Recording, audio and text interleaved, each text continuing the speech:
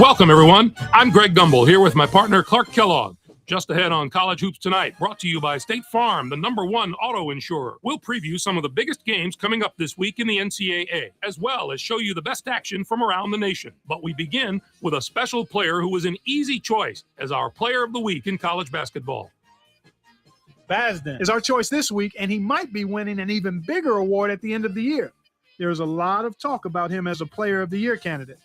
No doubt about that. He was absolutely on fire with a total of 51 points. What a magnificent week he had on the offensive end of the court. There are a lot of terrific scorers in college hoops today, and he showed us this week he belongs right there with all of them. His ability to find the holes in a defense is unparalleled.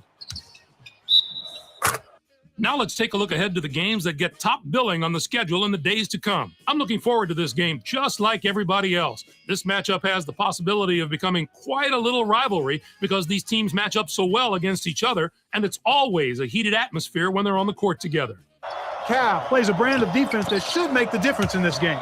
They are a tough team to score against, and if you don't squeeze the orange, they'll take it. I think they'll be in top form for this contest. But that's not the only item on the schedule that has NCAA fans buzzing. This will be a fantastic battle. This is shaping up to be a prototypical style versus style matchup. Great scorers on one side of the court, great defenders on the other. This is going to be a real showdown. West Virginia should come out on top. I had to make a prediction. Their backcourt is so solid this year, and their guards love to get out and run. That gives them a huge advantage in a game that should be as fast-paced as this one will be. There was no shortage of excitement on the court in the past few days, so let's take a look at our games of the week. We get started with an important conference battle in the Big Ten. Indiana toppled Iowa. Both of these teams are jostling for position at this point in the season. We're in that critical part of the year when everybody's trying to get hot before the postseason. Momentum is everything right now. Faulkner was the hero of this one with a terrific performance. His 19 points led all scorers. Watching him basically put his teammates on his back and single-handedly carry them to the victory in a big game situation like this was stupendous. Although this next contest seemed predictable enough, one of the best teams in the country suffered a severe shock to the system. Miami defeated NC State. Yeah, Greg, nobody saw this coming. North Carolina State is going to lose their spot at the top of the poll for sure after this loss.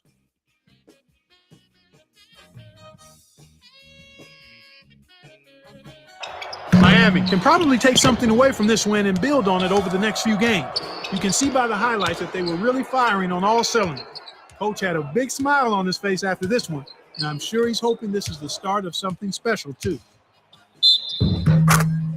That'll do it for us here in the studio. For my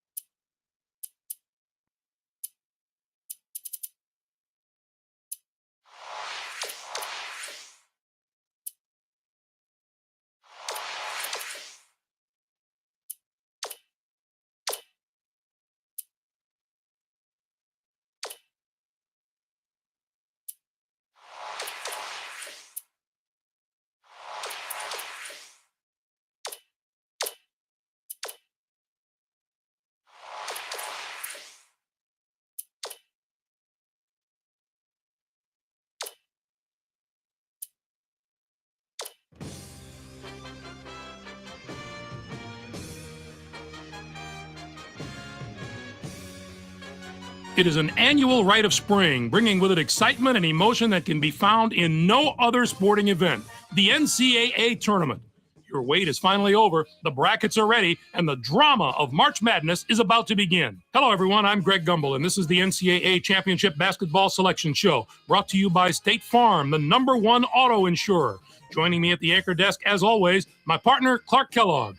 We're all set to show you the seedings and pairings, so get out your bracket. But before we unveil the brackets for this season, here's a look at the final top 25 media poll of the season. The rankings look a little different than they did last week. The North Carolina State Wolfpack fell all the way from the number 9. It's time to talk about the topic that has a lot of players and coaches holding their breath right now, the NCAA tournament bubble. These are the 10 teams that aren't worried as much about where they'll be playing as if they'll be playing. Clark, who jumps out at you there? Villanova could have sealed their invitation with a better regular season finish, but the fact is they play in a very tough conference, and that does weigh heavily in their favor. You got that right, and who else might be in the same position? Kansas State has been up and down this year, and it's a matter of which part of their schedule the committee wants to look at, the up part or the down part. I'm sure it's been a long week for those teams, but the wait's almost over. The NCAA Selection Committee has finished its meeting, and we're ready to unveil the top 4 seeds in this year's tournament.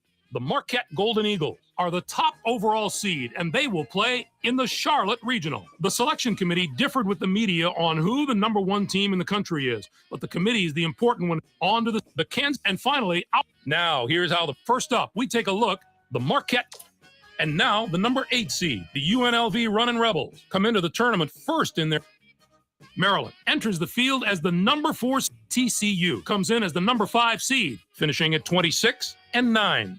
And they will take on the 12th seed from the Horizon League, the Wright State Raiders, with 17 wins. Next up is the number 2 seed, the Ohio State. Our number 7 seed is from the